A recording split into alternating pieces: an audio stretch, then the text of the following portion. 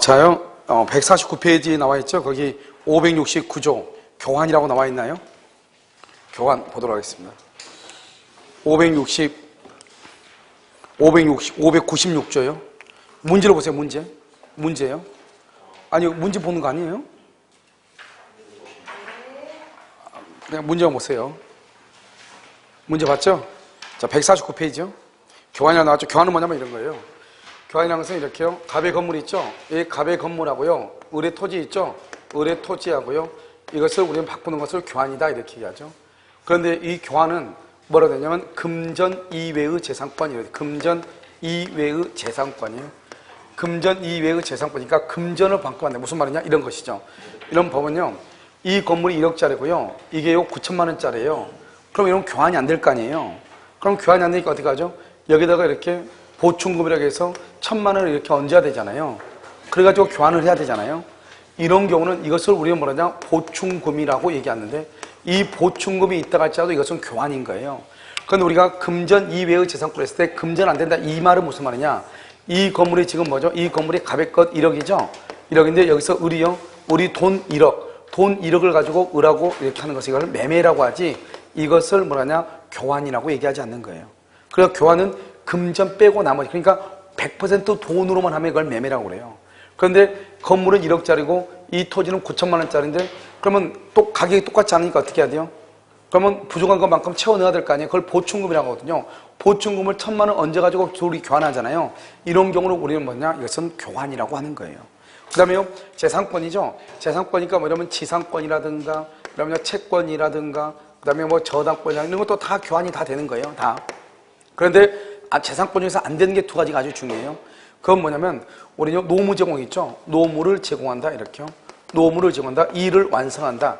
일을 완성하는 건 도급에서 일을 완성하는 의무거든요. 일을 완성한다거나 노무를 제공하는 건 노동력이죠. 이건 재산권이 아니잖아요. 그러니까 이것은 된다 안 된다 안 된다. 이것을 우리는 얘기하는 것이에요. 그 다음에 이 보충금은요. 우리가 이제 매매 계약에서 보면 매매 대금 있잖아요. 이 보충금은 매매 대금에 관한 규정을 뭐한다? 준용한다 이렇게. 그래서 한번 보시면요.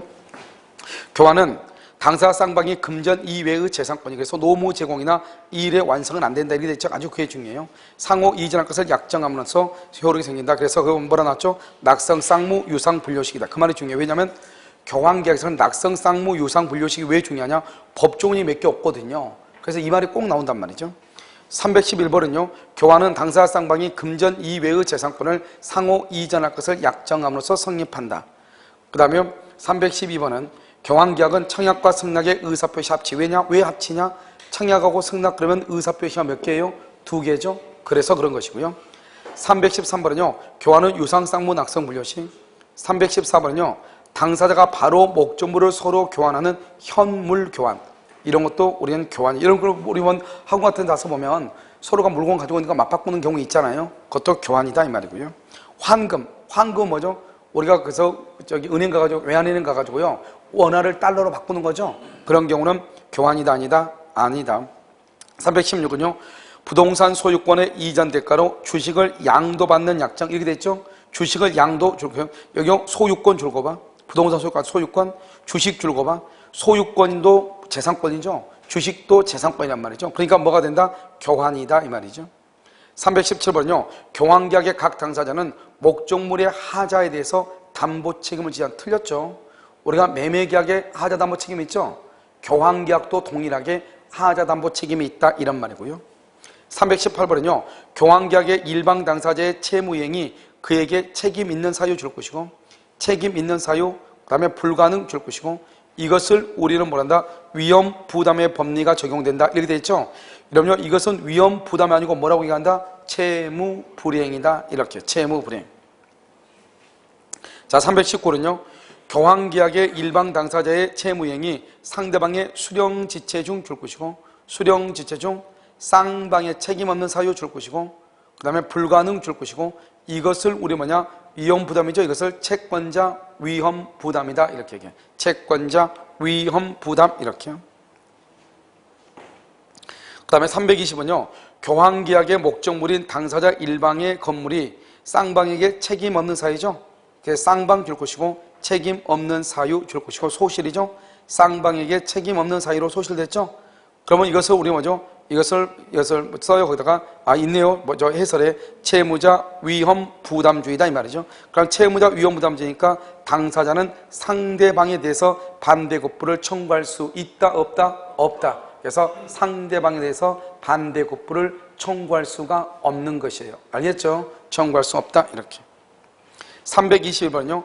교환 목적물의 가액을 시가보다 어떻게 했다? 높게 고지. 이렇게 되어 있죠? 시가보다 높게 고지하더라도 특별한 사정이 없는 한 의사결정에 불법적인 간섭을 한 것이라 볼 수 없다. 이것은 뭐냐면 우리가 이건 민법 총칙에서 나오는 거예요. 뭐죠? 사기하고 강박할 때 그 사기가 아닌 것 이게 제일 중요하다고 그랬죠. 뭐죠? 그것이 바로 교환 계약이란 말이에요. 교환 계약. 그래서 교환 계약 이것은 사기가 아니다 이런 말이죠. 위법한 행위가 되지 않는다 이렇게요. 321은요. 재산권이 아닌 노무의 제공이나 줄고요. 노무의 제공. 그 다음에 일의 완성 줄 것이고 이것은 방금 우리가 말했죠. 교환이 될 수 있다 없다? 없다. 그것은 안 된다 이런 말이죠. 그 다음에 597조는요. 당사자 일방이 교환에 있어서 재산권의 이전과 금전의 보충 지급을 약정이죠. 금전의 보충 지급을 약정한 것을 보충금이라고 하는데요. 이 보충금에 대해서는 맨 끝에요. 매매 대금에 관한 규정을 뭐한다? 준용한다 이렇게. 뭘 준용해? 매매 대금이요. 323은요. 교환계약에서 금전의 보충 지급에 대한 약정이 있는 경우 그에 대하여 매매의 규정을 말 수 없다. 준용할 수 없다. 틀렸죠? 그래서 보충 지급이 바로 보충금이죠. 보충금은요. 매매 대금에 관한 규정을 말 수 있다. 준용할 수 있다. 이런 말이고요. 324는요. 교환에는 원칙적으로 매매에 관한 규정이 적용되지 않는다. 틀렸죠? 교환하고 매매는 둘 다 유상계약이에요. 유상계약이니까 교환에도 매매에 관한 규정이 뭐가 된다? 준용된다. 이런 말이에요. 여기까지가 이제 교환이고요. 그 다음 618번부터 이제 임대차예요. 1번요. 임대차는요. 당사자 일방이 상대방에게 목적물을 사용 수익하게 할 것을 약정하고 상대방이 이에 대해서 차임, 월세를 지급할 것을 약정함으로써 이렇게 생긴다. 그러니까 임대차는요. 반드시 유상이라고 하는 거예요. 왜 임대차를 유상이라고 하냐? 임대차는 반드시 뭐를 지급해야 돼요? 물건을 사용하는 대가로 반드시 뭐를 지급해야 돼? 차임을 지급해야 되는 거잖아요. 알겠죠? 325는요. 토지 사용의 대가인 지로의 지급이 지상권인 경우 이렇게 됐죠. 성립 요건이 되지만 임대차의 경우는 요건이 아니다. 틀렸죠? 여러분 지상권은 뭐냐? 지상권은 원칙적으로 무상이 원칙이고요. 임대차는요. 차임을 지급해야 돼요. 그래서 지상권하고 그러면 지역권은요. 뭐냐? 무상이 원칙이고요. 여기 임대차 있죠? 임대차는요. 뭐가 되냐? 임대차는 유상이 원칙이에요. 무상이고 유상이고. 알겠죠? 이렇게요. 그래서 임대차는 뭐를 지급하죠? 차임이죠. 차임을 지급하니까 유상이고 지상권과 지역권은 원칙적으로 지료를 지급하고 이런 말이 없거든요. 그러니까 원칙적으로 무상이 원칙이에요. 물론 지상권, 지역권은 합의로 유상으로 할 수가 있죠. 그 다음에 326은요. 차임은 반드시 금전이어야 하는 것은 아니며 물건이어도 된다. 이게 바로 뭐하고 다르냐? 전세금하고 달라요. 그다 써요. 전세금은 반드시 금전이어야 한다. 그래서 전세금은요.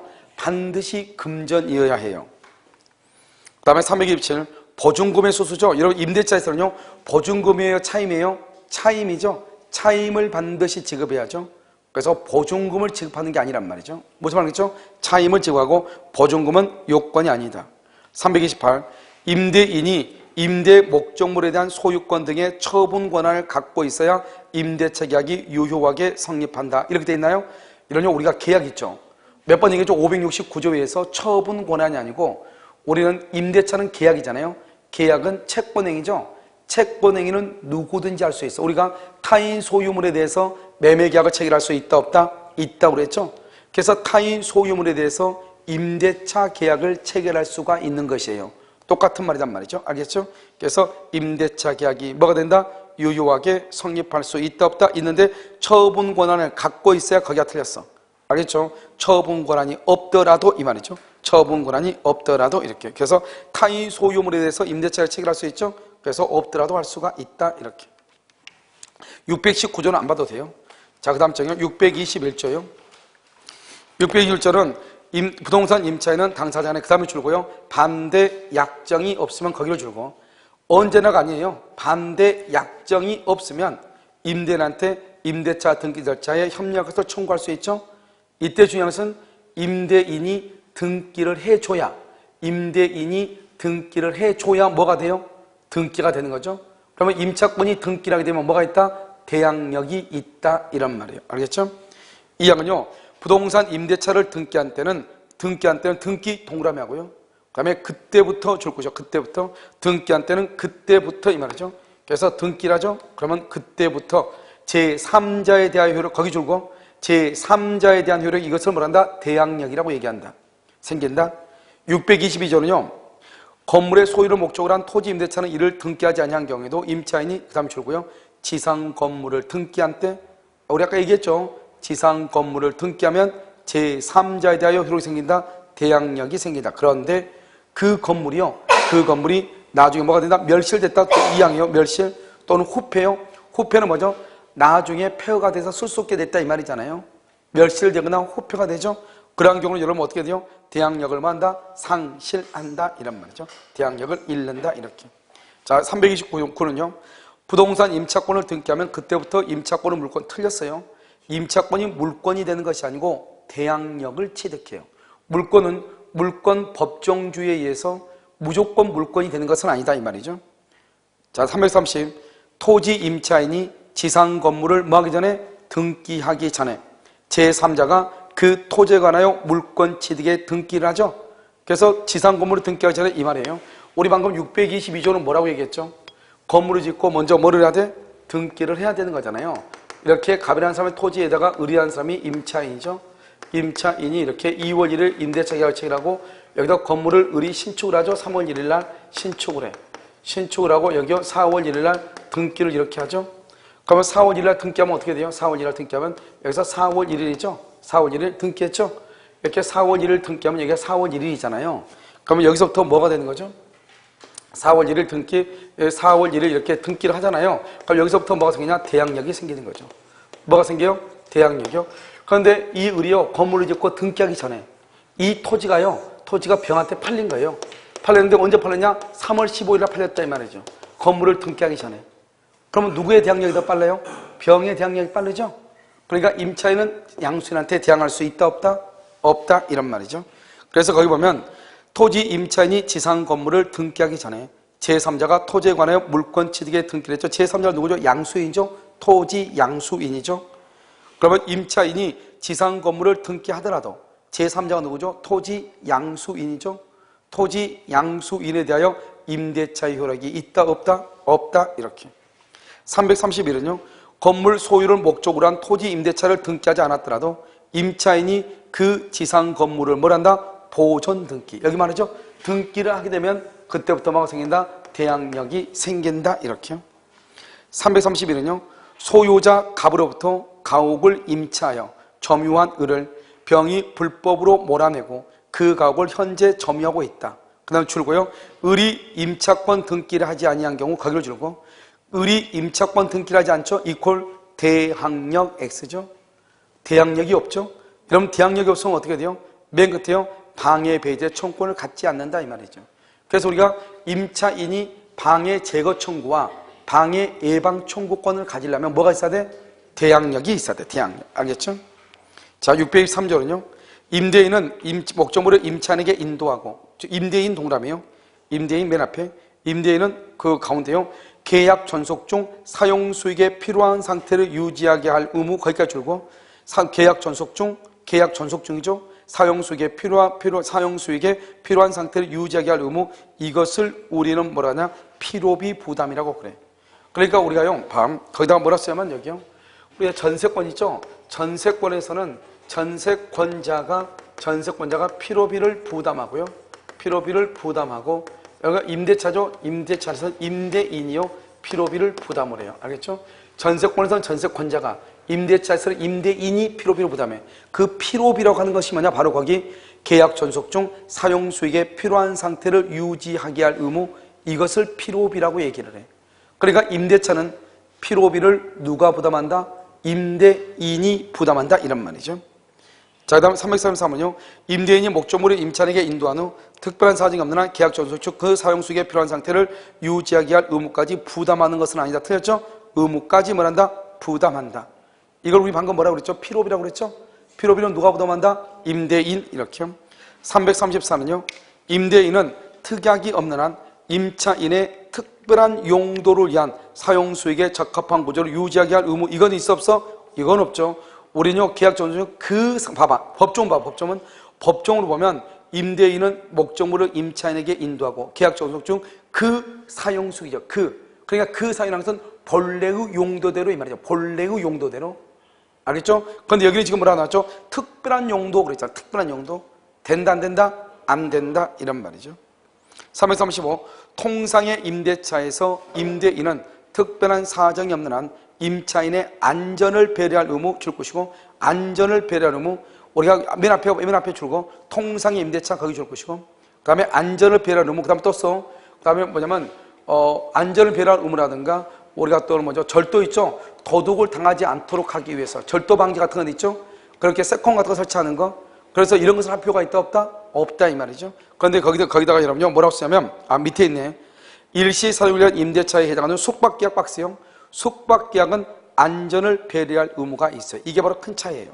그래서 숙박계약에서는 안전을 배려할 의무가 있어. 그런데 우리가 그냥 민법의 임대차 있죠? 안전을 배려하거나 도난을 방지해 줄 의무가 있다 없다? 없다. 그럼 우리가 뭐만 하면 돼? 방만 빌려주면 되고 안전을 안전이라든가 보호 의무라든가 또는 도난 방지 같은 건 누가 해야 돼? 임차인 스스로 해야 된다 이 말이죠. 그런데 숙박계약은요 우리가 모텔 들어가서 잠을 자잖아요. 그럼 모든 것을 누구한테 맡기고 잠을 자는 거죠? 모든 것을 모텔 주인한테 맡기고 잠을 자죠? 그러니까 모든 것을 누가 책임져야 돼? 모텔 주인이 안전을 책임을 져야 되는 것이에요. 알겠죠? 그것이 차이가 있다 이런 말이죠.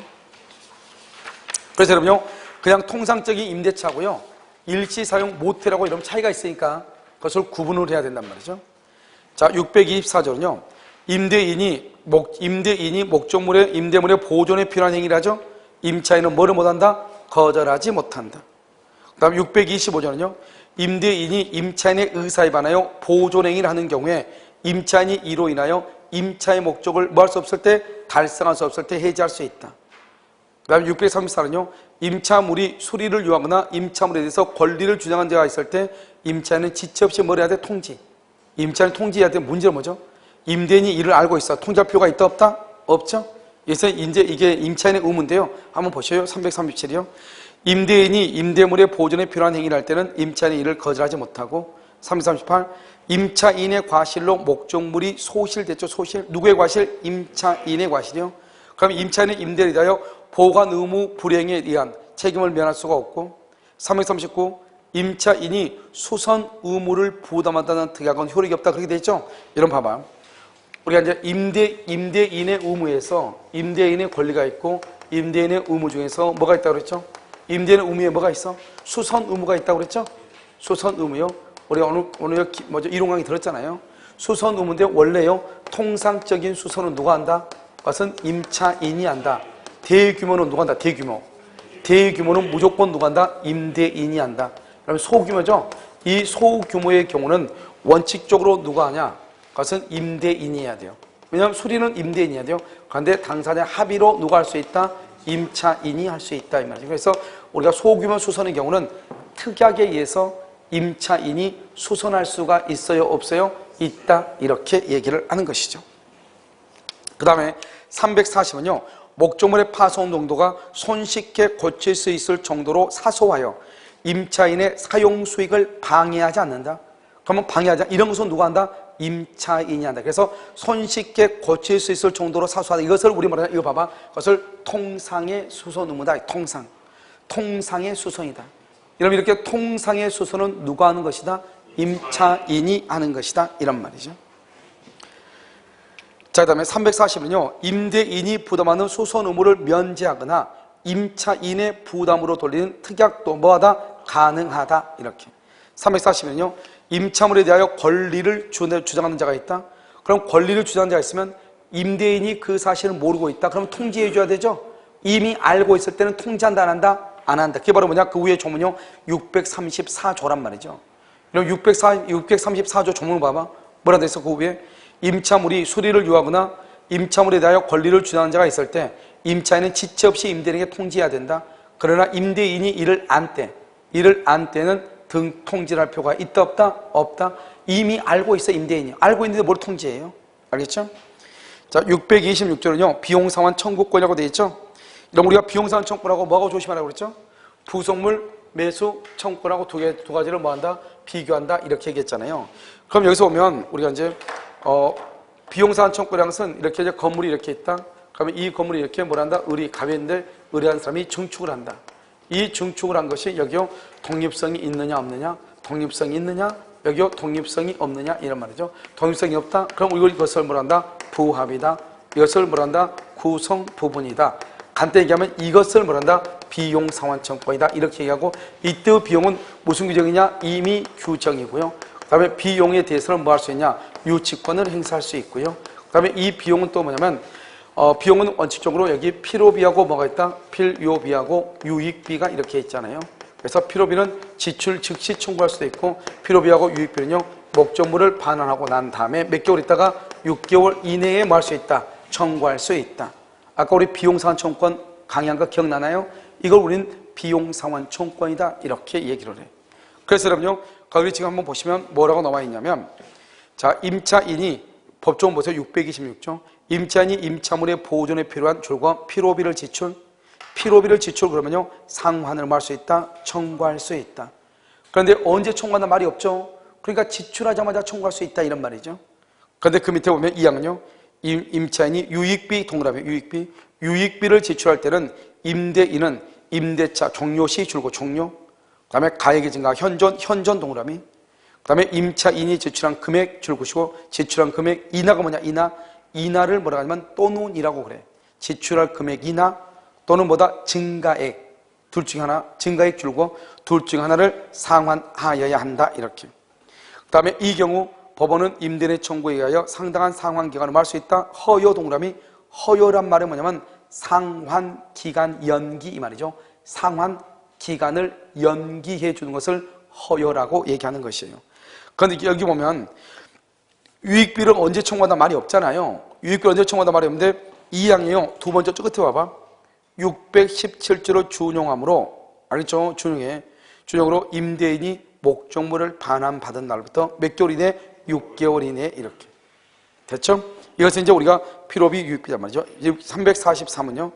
임차인의 비용상환 청구는 임대인에게 임차 목적물을 반환한 후 몇 개월 이내? 6개월 이내에 행사해야 된다. 몇 개월? 6개월 이렇게요. 그 다음에 344 임차인이 지출한 필요비는 계약이 종료한 때 계약이 종료 그 다음에 청구할 수 있다.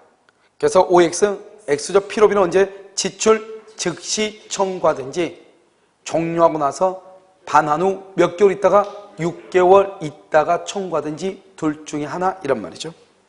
345는요. 임차인은 임대인에 대하여 필요비의 상환을 말 수 없다. 청구할 수 있다 없다? 없다. 이렇게 돼 있나요? 임차인은 임대인한테 필요비 상환을 청구할 수 있죠. 청구할 수 없다 줄거 봐. 청구할 수 없다 그것은 뭐냐? 전세권자 이렇게.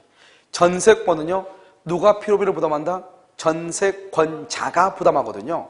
그러니까 필요비를 청구를 못해요. 임대차에서는 누가 필요비를 부담해? 임대인이 필요비를 부담해. 그러니까 임차인이 필요비를 지출했으면 임대인에게 말 수 있다, 청구할 수 있다 이런 말이죠. 346은요. 필요비와 유익비를 지출한 임차인은 임대인에게 즉시 틀렸죠? 여기서 뭐를 지워야 되냐? 유익비를 지워야 돼. 그러면 맞아. 필요비를 지출한 임차인은 즉시 청구할 수 있다. 그럼 맞는데 유익비 그러면 안 되죠? 유익비는 언제? 목적물을 반환하고 몇 개월 있다가 6개월 있다가 말 수 있다. 청구할 수 있다. 이런 말이죠. 347은요. 임차물에 필요비를 지출한 임차인은 임대차가 종료 시 가액의 증가가 현존한 때 안에 필요비 줄 것이고 필요비를 뭐로 바꿔야 되냐? 유익비로 바꿔야 돼. 필요비를 유익비로. 그래서 임차인의 유익비를 지출한 임차인은 임대차 종료 동그라미하고 가액 증가가 현존 동그라미하고 상환을 청구할 수 있다 그래야 돼. 왜냐? 필요비는 언제 청구한다? 지출 즉시 청구하니까. 지출 즉시. 알겠죠? 차이가 있죠? 348번은요.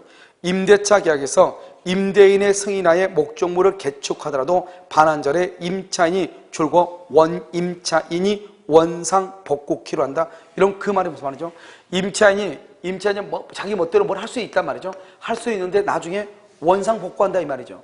그 원상 복구한단 말은 나중에 비용을 청구하겠다 안 하겠다? 안 하겠다 이렇게 말이죠. 왜 그러냐? 그것은 유익비 상환을 청구할 수 없다. 그렇게 돼 있죠? 옆에다 써. 임의 규정. 임의 규정이에요. 그러니까 비용은 포기할 수 있는 거예요. 무슨 규정이니까? 임의 규정이니까 그렇다 이런 말이죠. 그 다음에 349번요. 건물 임대차에서 임차인이 중축 부분 줄 것이고 중축 부분에 대한 원상 애복 의무를 면하는 대신 줄고 유익비 상환 청구권을 포기, 유익비 상환 청구권을 포기, 그것을 우리는 뭐냐? 임의 규정 이렇게요. 비용은 임의 규정이죠. 임의 규정이니까 뭐 할 수 있다? 포기할 수 있는 것이에요. 포기할 수 있다 이렇게. 포기하라는 약정은 특별한 사정이 없는 한 뭐가 된다? 유효하다. OX 5죠. 350 임대인이 임대 목적물을 반환받은 경우 임대 목적물 반환 동로에 반환 그러면요 바로 그 옆에 필요비죠. 필요비든 유익비든 반환하면 몇 개월 이내? 6개월 이내 6개월 내 청구할 수 있다. 352번요. 임대차 계약의 당사자가 아래의 권리에 대하여 임차인에게 불리한 약정을 하였더라도 그 효력이 인정되는 것, 즉 당사자가요 당사자가 어떤 약정을 했는데요 그 약정이요 임차인한테 불리하더라도 효력이 인정되는 것 줄고요. 그건 다른 말로 뭐냐? 줄거봐. 임차인에게 불리한 약정을 하더라도 그 효력이 인정되는 것 거기까지 줄거봐. 그 말이 무슨 말이에요? 임차인한테 불리하더라도 효력이 인정되는 그 말이 무슨 말이야? 그것을 이퀄 임의 규정 이 말이죠. 임의 규정. 임의 규정은 다른 약정을 할 수 있으니까 그 다른 약정으로 인하여 임차인한테 불리하더라도 뭐가 된다? 유효하게 되는 것이죠. 이렇게 되는 건 첫 번째 1번 써 필요비 유익비 상환 청구권. 그 다음에 이것만이죠. 이것이고 다른 거 안 돼. 차임 증감, 재산물 매수 청구권, 보석물 매수 청구권, 그 다음에 해지 통고 이 모든 것들은 다 효력이 인정되지 않는다. 줄거봐. 맨 끝에 효력이 인정되지 않는다. 그것은 강행 규정 이 말이에요. 그러니까 여기에서 임차인한테 불리하더라도 효력이 인정되는 것 임의 규정인 것은 뭐밖에 없다? 필요비 및 유익비 상환 청구권이다 이 말이죠. 그럼 여기요 우리가 이제 아까 우리 뭐를 했냐면 임대차 본 강의를 할 때 임대차는 뭐다? 채권이다 물권이다. 임대차는 채권이다. 채권은 원칙적으로 무슨 규정이다? 임의 규정이다. 그런데 임대차는 무슨 규정으로 되어 있다? 강행 규정. 누구를 보호하기 위해서? 임차인을 보호하기 위해서. 그런데 이런요 임의 규정이라고 하는 것 임대차에서 임의 규정은 세 가지가 있다고 그랬죠? 첫 번째 비용 상환 청구권이 있고 비용 상환 청구권. 이때 비용 상환 청구권에는 뭐가 있어요? 필요비 상환 청구권이 있고 유익비 상환 청구권 이렇게 있죠. 그래서 비용 상환 청구권이 있고 두 번째는 차임 지급 시기라고 했죠. 차임 지급 시기 이렇게요. 차임을 언제 지급하는가? 차임 지급 시기. 그 다음에 또 한 가지가 뭐가 있죠? 여기서 뭐냐면 오늘요 그 임차권의 양도나 전대. 그래서 임차권의 양도 또는요 뭐가 있다? 전대 이렇게. 임차권의 양도 전대 이렇게. 알겠죠? 그래서 이것을 임의 규정 이렇게 얘기했단 말이죠. 자, 그 다음에 627조는요. 627조는 여러분 뭐냐면 이것은요 중요한데 우리 시험에는 안 나왔지만 봐. 임차물의 일부가 줄고 임차인의 과실 없이 몇시 거기를 줄고 임차인의 과실 없이란 말이 동그라미. 과실 없이 그 말이 중요해. 과실 없이 몇을 되죠? 그러면 두 번째 줄 맨 끝에 차임의 감액을 청구할 수 있다 줄고 차임의 감액을 청구할 수 있다. 이것은요 당연히 감액된다 그러면 안 돼. 다른 국가고시는 당연히 감액된다 이렇게 나왔거든요. 당연히 감액된다가 아니고 감액을 할 수 있다, 청구할 수 있다 이렇게. 자, 그 다음에 628조로 보세요. 차임 증감 청구권이죠. 여러분 청구권 앞에 무슨 말이 있어? 증감이 있죠. 증감 동그라미하고 우린 것을 뭐라고 한다? 형성권이라고 얘기하죠. 그래서 청구권 앞에 매수다, 분할이다, 증감이다, 소멸이라는 말이 있으면 우린 것을 뭐라고 한다? 형성권이다 이렇게 얘기를 하죠. 그래서 거기 보면 임차물에 대한 공가 부담의 증감, 기타 경제 사정의 변동으로 인하여 약정한 차임이 상당하지 아니하게 된 때는 당사자는 장래에 대한 차임의 증감을 받을 수 있다, 청구할 수 있다 이렇게. 자, 352번은요. 지상권의 경우는 지료 증감, 임차권의 경우는 차임 증감 청구권이 있고 353번 임대인이 재판상 청구한 차임 증액의 청구가 상당하다고 인정, 거기 줄고 차임 증액 청구가 상당하다고 인정, 그렇게 돼 있나요? 봐봐. 내가 방금 뭐라 했죠? 차임 증액이죠? 차임 증액 청구권이죠? 청구권 앞에 무슨 말이 있어요? 증액하고 감액이 있죠? 우리 이것을 뭐라고 얘기해요? 형성권이죠? 그럼 형성권을 뭐라고 얘기해요? 형성권은 일방적 의사표시다 이런 말이죠. 그래서 일방적이죠. 봐. 그러면 일방적이란 말의 뜻이 뭐예요? 일방적이라는 것은 여기 상대방의 동의가 필요가 없다 이 말이죠. 상대방의 동의가 필요 없다. 다른 말로 증액이니까 증액은 누가 했겠어? 임대인이 했겠죠. 그러니까 임대니까 상대방 여기서 누구다? 임차인이죠. 그래서 임차인의 동의가 필요 없이 증액이 돼버리는 거예요. 만약에 증액 청구를 2월 1일 증액했다. 그러면 2월 1일부터 차임이 증액이 돼.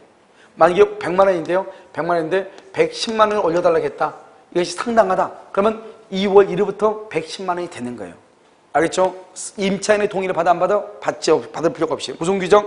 강행 규정이다 이런 말. 아니 형성권이다 이런 말이죠. 그래서 그렇죠. 그래서 증액의 이력은 판결 확정 시간이죠. 청구시. 증액 청구시부터 알겠죠? 자, 629조는요. 임차권의 양도와 제한이죠. 임차인은 임대인의 동의 없이 권리를 양도하거나 전대하지 못한다. 임차인이 잔행의 규정을 위반하죠.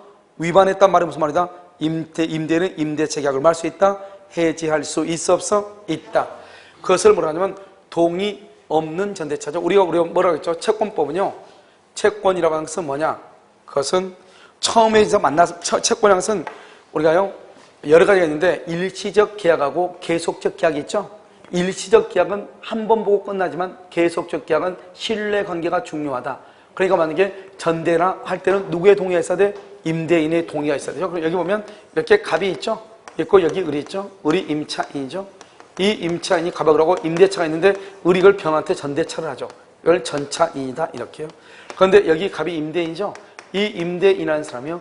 을이 병에게 전대차하는 것에 대해서 뭐를 하지 않았다? 동의를 하지 않았다 이 말이죠. 동의를 하지 않았다. 그러면 뭐가 없다? 동의가 없다. 그러면 대항하지 못하죠. 대항하지 못한다 이 말은 전차인은 갑의 입장이 봤을 때는 무슨 점이다? 불법 점유가 되죠. 그런데 동의를 하지 않아도 동의가 없어도 뭐 할 수 있다? 대항할 수 있는 경우가 있죠. 동의가 없어도 대항할 수 있는 거 어느 경우가 있대요? 어느 경우로 했어? 그래서 배신적 행위가 아닐 때, 배신적 행위가 아닐 경우 무슨 말이냐? 을하고 병이 부부로서요.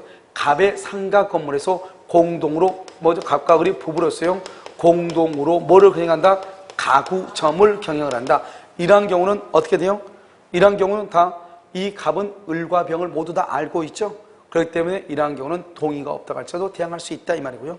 동의가 없는 것은 갑하고 을이 중요하다고 그랬죠. 그래서 갑하고 갑이 을이 해지를 해야 되는데 해지를 하지 않았다. 해지를 하지 않으면 그럼 어떻게 된다? 갑은 여전히 을에게 뭐 할 수 있다? 차임을 청구할 수 있다. 그럼 을에게 차임을 청구하면 그러면 갑은 손해가 있다 없다? 갑은 손해가 없다. 갑은 손해가 없으니까요. 이 갑은요. 병이라고 하는 전차인에게 손해배상을 청구할 수 있다 없다? 없다. 이렇게 얘기를 했죠. 자, 한번 보셔요. 354. 임차권은 등기되어 있는 경우라 할지라도 임대인의 동의 없이는 양도하거나 목적물을 전대할 수는 없다. 그래서 동의가 있고 없고 떠나가지고 무조건 못하는 거예요. 알죠? 등기가 있고 없고 떠나가지고요. 355는요. 지상권자는 타인에게 권리를 양도할 수 있는데 임차인도 임대인의 동의 없이 줄고요. 임대인의 동의 없이 양도 있을 수가 없죠. 임대차는 계속적 채권관계죠. 그러니까 반드시 어떻게 해야 돼? 임대인의 뭐가 있어야 돼? 동의가 있어야 되고 만약에 임대인의 동의가 없다. 그러면 임대차 계약을 말 수 있다? 해지할 수 있다. 이런 말이고 356번은요. 임차인이 임대인의 동의 없이 목적물을 전대를 하죠. 그러면 임대인은요. 임대차 계약을 해지하고 전차인에 대해서 소유권에 대한 물권적 청구를 행사할 수 있다. 이퀄 반환 청구 가능 이렇게요. 반환을 청구할 수 있다. 그러니까 만약에 을이요. 갑의 동의를 받지 않고 병에게 전대차를 주죠. 그러면 갑은 을하고 해지를 해. 그리고 병한테요. 물건을 나한테 뭘 해라? 반환해라 청구할 수 있다 이 말이고요. 357은요. 임차인이 임대인의 동의 없이 목적물을 전대하죠. 임차인과 전차인 사이의 임대차 계약 여기요. 우리가요. 동의가 있든 없든 을하고 병 간의 전대차 이 전대차는 유효이다, 무효이다? 유효이다 이 말이죠. 그래서 전대차는 유효가 된다 이런 말이고요. 358. 임차인이 임대인의 동의 없이 목적물을 전대를 하죠. 그러면 임대인은 직접 전차인에게 차임의 지급을 말할 수 있다, 청구할 수 있다. OX. 그럼요, 동의가 지금 없죠? 동의 없이 줄거 봐. 임차인이 임대인의 동의 없이 줄거 봐. 전대 줄거 봐. 그러면 직접 전차인에게 차임을 청구할 수 있다, 없다? 없다. 안 돼. 어떻게 해야 되냐? 거기다가 임차인을 대위하여 청구 이렇게요. 임차인을 대위하여 청구 이렇게. 그 다음에 350번은요. 임차인이 임대인의 동의 없이 전대를 하죠. 그래서 임차인이 임대인의 동의 없이 전대한 경우 임대인은 임대차를 마지 않고 해지하지 않고 전차인에게 불법 점유 이유로 손해배상을 말할 수 있다, 청구할 수 있다, 없다? 있다. 이렇게 돼 있나요? 동의 없이 전대했죠? 해지하지 않고 줄거 봐. 해지하지 않고 줄거 써. 그다 써. 임대인은 차임 청구 가능. 해지를 하지 않으니까 임대인은 차임 청구가 가능하죠? 차임 청구 가능했어요? 옆줄 긋고 손해 X. 옆줄 긋고 손해 X. 그러니까 손해가 없다 이 말이죠. 손해가 없으니까 전차인에게 손해배상을 청구할 수 있다, 없다? 없다. 아주 잘 나오죠. 그 다음에 360번은요. 건물 임대인 갑의 동의를 얻어 줄거. 임차인 을이 병과 전대체계약을 체결하고 그 건물을 인도해줬다. 옳은 것을 모두 고른 것은 이렇게 되어 있죠. 지금 이제 지금까지 우리가 동의 없는 것을 봤죠. 이번에는 동의 있는 것을 한번 본다 이 말이죠. 그래서 동의 있는 전대차는 어떻게 될 것인가 이렇게 되죠. 여기 보면 이렇게 갑이 있고 여기 을이죠. 을 있고 이거 병이 있죠. 동의가 있든 없든 전대차는 유효이다, 무효이다? 전대차는 유효가 되죠. 동의가 있든 없든. 그런데 만약에 갑이요, 을이 병에게 전대차를 준 것에 대해서 동의를 했다.